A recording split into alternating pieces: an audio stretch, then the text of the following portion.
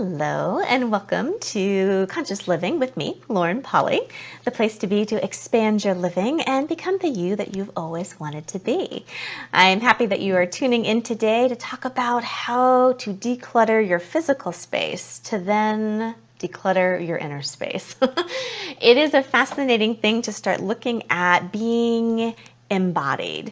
And being embodied, yes, it means that you have a body, you are physically embodied, but also it means that you embody a life. You have elements of your living. You have relationships, you have money, you have businesses, you have family and friends. One of the things and one of the ways that we are embodied and how we interact with our environment is our house.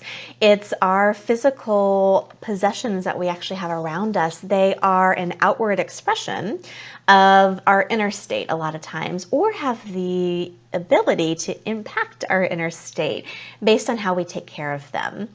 It's kind of fascinating to me to start looking around, and like I have a desk that I work at, and at the beginning of the week, once I've cleaned, it's all very organized, and I look at it and it just has this organized, beautiful feel to it that calms me down. It's manageable. It's inviting for me to go up and sit and type and write my next podcast or my next blog. It's also a beautiful space for me to do sessions because it is so clean and pristine. And as the week goes by and the busier I get and the more mail that comes in, there's little piles that start to develop. There's a little pile over here. There's a little pile over here. I would say halfway through the week, the piles are what I like to call creative chaos, where yes, they may look chaotic to somebody else, and that's actually an energy that I enjoy. I still know what's going on. There's creation in that. There's an organization of that creative chaos on my desk. I still know where things are. I'm working them through. There is a point, though, where I leave it a little bit too long and that creative chaos becomes a havoc energy, where by the end of the week, I want to go and actually work, and I take a look at my desk and it is totally covered. There's just this cluttery feeling, and what does that actually bring up in my mental and emotional state? A sense of overwhelm. It is not inviting to go sit and actually do work anymore. I want to avoid it. It's amazing to me how our physical environment can actually create inner stress based on if we're paying attention to it or not. And this is kind of the way that I would love to invite you to play with that this week. What if actually caring for the way that you were embodied in your physical environment lent itself to you being more joyfully embodied in your inner state? A lot of times I find people who aren't super connected to their body, they're not really present in their life, or they're so kind of like taken off the path in a creative bubble that they stop paying attention. And when they do, that's when the clutter starts to come in. Unfortunately, even if you're not paying attention to your physical environment and it is kind of havoc-y and super messy, you get invisible energy suckers where those bills that get piled up and don't get paid start to pull on you. Quietly, but they're pulling. The disinviting energy to sit at your desk and write is an energy sucker that starts to pull on you. The avoidance behaviors, and also just the lack of presence to really look around and go, wow, I haven't paid attention to things lately. I haven't maybe paid attention to my body. It's a little bit unkept here.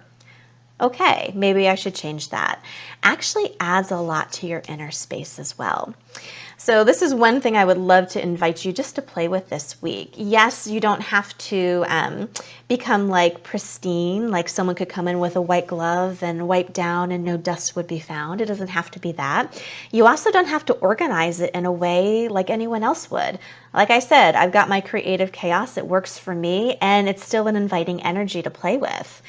I would invite you to start looking at how the organization could work for you, the way that your brain functions, because your brain functions totally different than anybody else. Start to experiment with different ways to organize, different setups, and see what will occur that way. And beyond that, and maybe first and foremost, make the demand to actually be present with your embodiment. Being present with your body, how you're taking care of it, and what you're surrounding it with, and how that starts to interplay with your inner state. Start to notice when things get a little bit messy where you haven't paid attention in a while, and what occurs when you start to look at it. Is there stress? Is there overwhelm? Is there clutter that starts to come up? Are you avoiding certain things? Just get through it. Add a little bit more organization, be more present with it, and you may start to notice just a change in your inner state and a change in your creative energy. If you're avoiding certain things and they're invisibly sucking the life from you and taking away from your productivity and the balance that you have, it's not going to suit you in the long run. Being present, being embodied, and actually being here in your physical form changes when you're willing to pay attention to the little things. Play with it this week and start to see what changes when you actually allow yourself to declutter your physical space and what that can change in your inner space as well. I will talk to you next week.